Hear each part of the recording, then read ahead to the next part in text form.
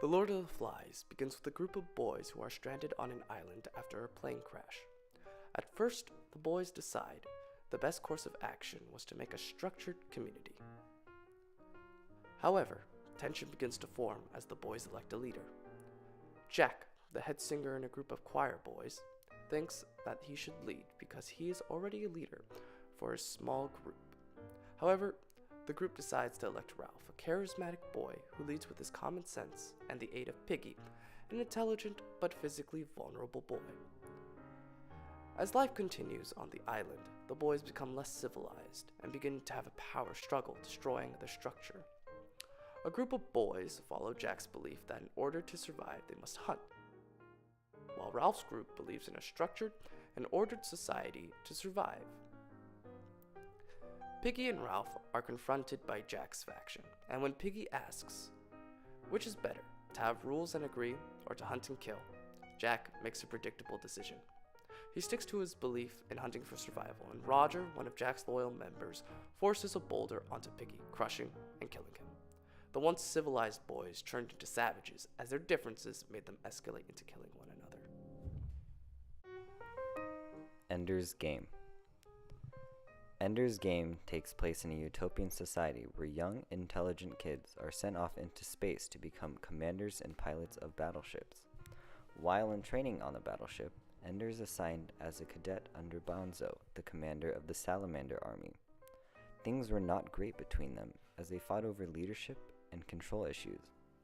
Later, Bonzo was done with Ender's shenanigans and decided to teach him a lesson by putting up a fight with him.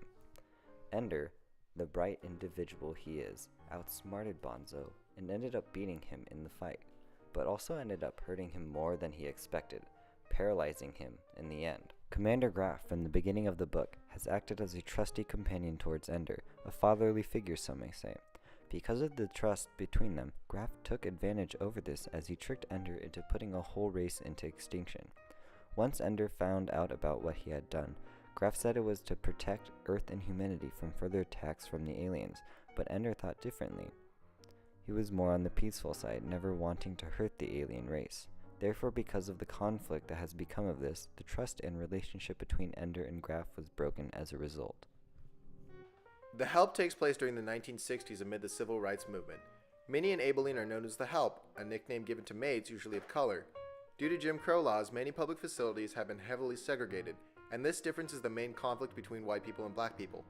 The Help is a satire to the racial stereotypes that existed during the 1960s due to segregation. Minnie is a good cook, has 5 children, and also has a loud mouth, while Abilene is a black woman who takes care of white babies and cooks and cleans. As Abilene reveals later in the story, her mother also worked as a maid and her grandmother was a slave and sharecropper. Abilene picked cotton on the plantation owned by Skeeter's family when she was 22.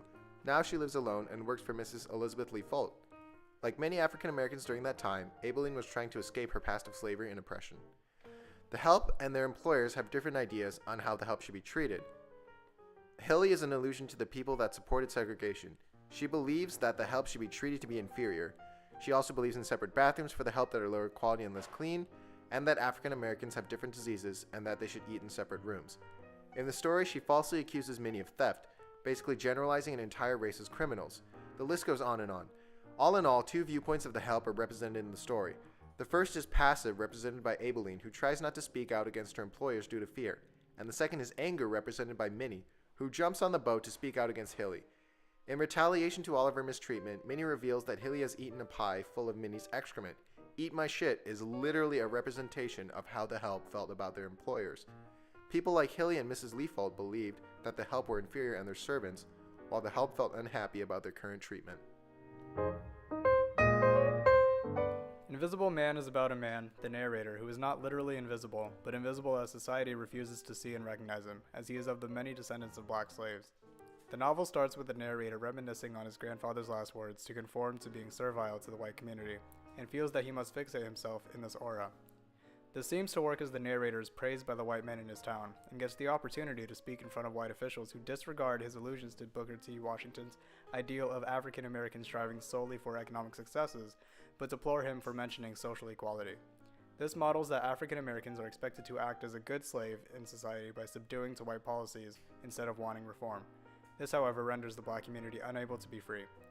Later in the novel is revealed a character named Raz the Exhorter, who believed in black nationalism, that freedom for the black community can only be solved with the removal of white authority, leading to violent outbreaks and riots in the end.